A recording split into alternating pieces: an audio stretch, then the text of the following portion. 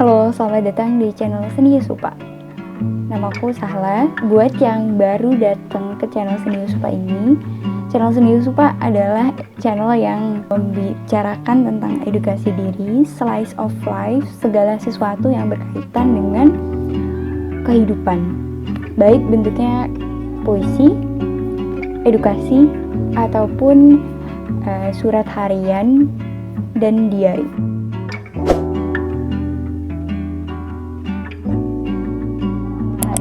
Ada di sesi daily vlog, yaitu singkatan dari A Day in Alas Life Vlog, yang artinya adalah sehari bareng sama Seni Yusupa. Daily vlog ini akan lebih banyak membicarakan tentang hal-hal yang gak begitu berat. Dengan suatu pertanyaan, kita awali dengan sebuah pertanyaan yang nanti akan dijawab oleh seorang Seni Yusupa. Dan yang pasti Seni Yusupa itu adalah saya sendiri. Pertanyaan di hari ini adalah, when was the last time you tried something new? Kapan terakhir kali kamu mencoba sesuatu yang baru? In this video, di video kali ini Sahla akan banyak menceritakan tentang apa hal-hal yang baru yang akhir-akhir ini, yang baru-baru ini Sahla lakukan, Seni Yusupa lakukan. Yang pertama adalah project podcast. Project podcast adalah sesuatu yang sudah kami impikan sejak lama. Tapi dulu waktu pertama kali kami berkarya itu dulu nggak punya laptop sama sekali. Jadi benar-benar semua yang kami lakukan itu semuanya berasal dari HP. Pengen banget punya podcast karena emang suka berbicara dan bercerita. I'm a storyteller. I really love being storyteller actually. Dan setelah itu, karena cuma punya HP, agak bingung, gaptek juga sebenarnya karena dari dulu, 2 tahun yang lalu, sekitar tahun 2019, itu adalah tahun pertama kami punya HP gitu. Dan sebenarnya sebelumnya kami emang megang teknologi, tapi itu semua berupa komputer dan segala macam. Dan pertama kali punya HP itu kami akhirnya benar-benar merancang sebuah karya di mana kami akan lakukan yang terbaik seperti itu. Dan itu sebenarnya udah dirancang dari kami kecil. Sebenarnya kami adalah seorang pemikir yang dalam banget. Jadi Seni Yusupa itu udah ada di dalam otak kami sejak kami berumur 5 tahun. Pertama kali kami bermimpi menjadi seorang Seni Yusupa adalah yang sudah kami impikan sejak 5 tahun. Tapi sebenarnya nggak tahu namanya bakal Seni Yusupa.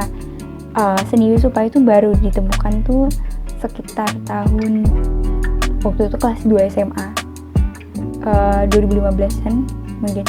Dan di situ kami akhirnya menemukan kayak kenapa nggak Seni Yusupa dan segala macam. Walaupun menulis puisi sudah kami lakukan sejak kelas 1 SMP dan segala macam, banyak hal-hal yang dicicil untuk membangun seorang Seni Yusupa ini. Dan akhirnya podcast ini berhasil kami laksanakan, kami jadikan baru-baru ini. Kalau mau denger nanti Sahla kasih linknya di bawah. Seni Yusupa itu, dan project podcast dari Seni Yusupa ini adalah sebuah dokumentasi dari puisi. Jadi dia bentuknya emang lebih ke arah sajak dan puisi, tapi puisinya itu sudah berasal dari puisi lagi. Jadi apa yang kami rasakan dari menulis puisi itu, lalu kami bikin puisi menggambarkan tentang perasaan ketika menuliskan puisi itu. It's very deep. If you love to hear something that very ambience, very calming dan mendalam, kamu harus banget untuk mengunjungi laman Seni Yusupa ini, podcast Seni Yusupa ini. Yang kedua, project yang sesuatu hal yang baru yang akhir-akhir ini kami lakukan adalah dramatisasi puisi. Diawali dengan kami di universitas kami sekarang itu mengadakan summer class. Terus di summer class itu mengangkat tentang creative writing, dan di sana kami ditantang untuk membuat proyek-proyek yang nggak pernah kami lakukan di dalam kehidupan kami. Berkarya itu udah lama banget, kami itu udah berkarya udah 2 tahun dan sekarang udah masuk ke 3 tahun.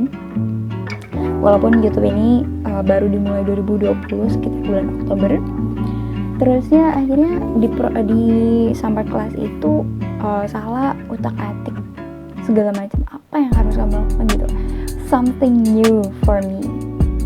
Akhirnya sebenarnya waktu dulu kami tuh selalu merasa ingin sekali untuk melakukan sebuah dramatisasi puisi, tapi sebenarnya nggak tahu apa itu tuh namanya bakal dramatisasi puisi.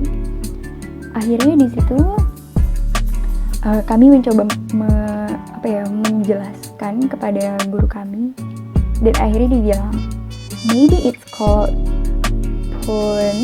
dramatic poem, yang kamu akan melakukan sebuah theatrical performance yang berupa membacakan puisi dengan gerakan-gerakannya yang menggambarkan tentang puisi tersebut.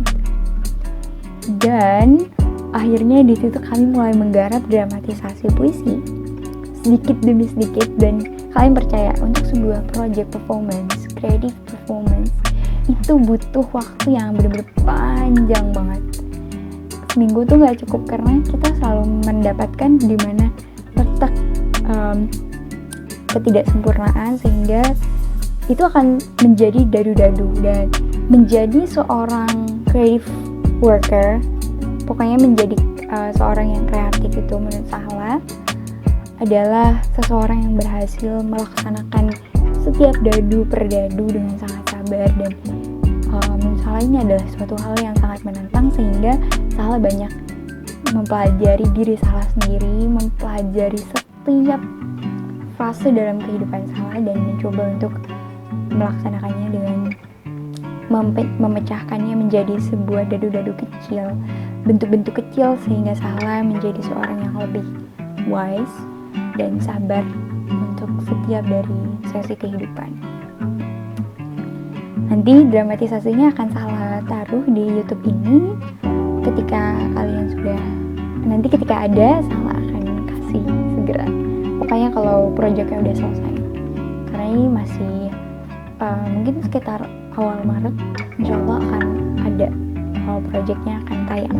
Yang ketiga adalah air kurma, atau yang dikenal juga dengan air nabis for my morning routine. Oke, air kurma ini adalah sesuatu yang Sahla lakukan dimulai dari awal Februari.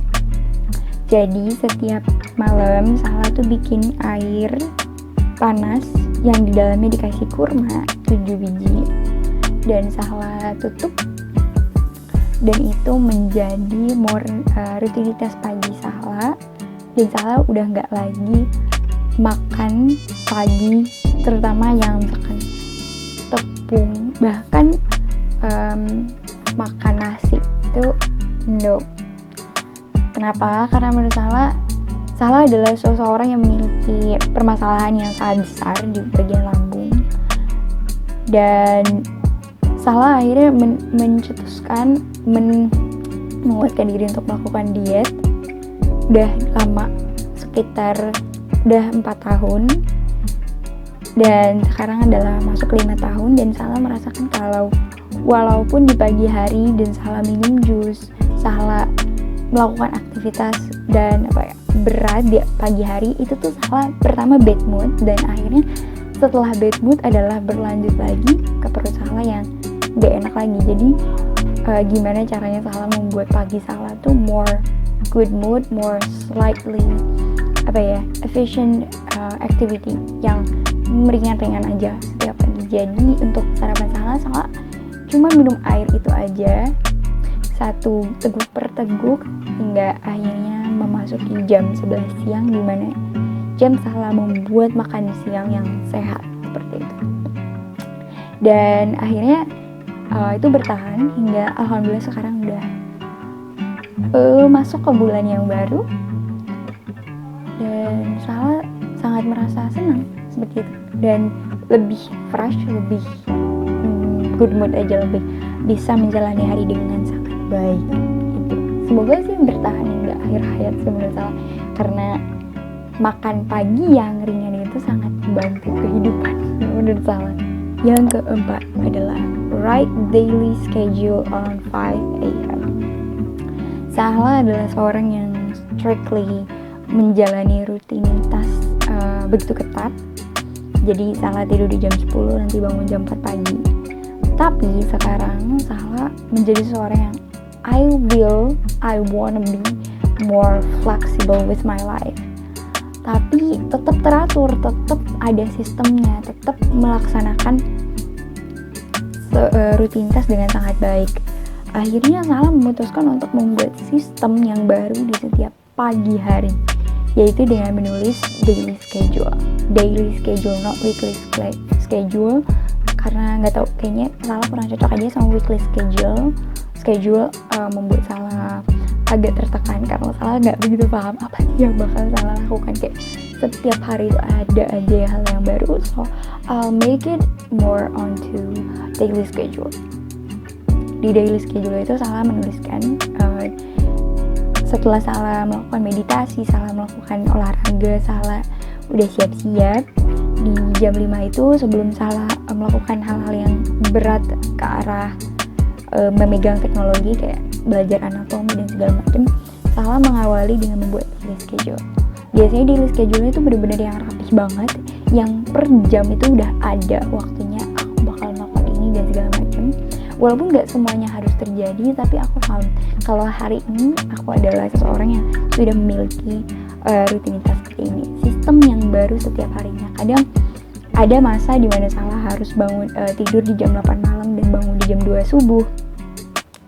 Ada juga waktu Salah harus tidurnya di jam 10 bangun jam 4, dan itu mengikuti setiap rutinitas. Dan Salah mengetahui di mana jam emas, jadi Salah bagi hari Salah menjadi jam emas dan jam yang udah nggak emas lagi gitu. Jam emas Salah tuh ada di jam 5 subuh sampai jam 12 siang, jam 11 siang, dan jam yang udah nggak begitu produktif, yang kayak not my chronotype session, itu Salah bagi menjadi hal-hal yang lebih ringan, kayak lebih ke arah masukin konten, kayak belajar editing dan segala macam. Itu Salah lakukan di atas jam 2 siang. Yang kelima adalah reading a book a week with fast reading skill. Seminggu satu buku, dan pastinya seminggu satu buku itu bukan tanpa suatu skill ya, pasti, karena Salah percaya satu buku itu halamannya ada 400 sampai 500, terus harus dibaca dalam seminggu, yang berarti Salah harus benar-benar membagi waktu Salah. Misalkan Salah cuma punya 1 jam dalam sehari untuk membaca buku, berarti gimana caranya 500 halaman menjadi 1 jam per hari mendapatkan 500 halaman. Dan akhirnya Salah mempelajari I need a fast reading skill, dan Salah akhirnya alhamdulillah menemukan dan berlatih, dan sekarang Salah akan memasuki 1 buku per minggu. It's very good, bagus banget, kalian harus coba. Tapi pastiin untuk selalu berlatih ya, misalkan kayak 1 bulan 1 buku, atau mulai dari yang paling mudah kayak bukunya tipis dan menjadi 1 bulan 1 buku, terus bukunya agak lebih tebal 1 bulan 1 buku. Pokoknya emang itu berlatihnya lama banget, dan jujur Salah berlatihnya tuh 3 tahun.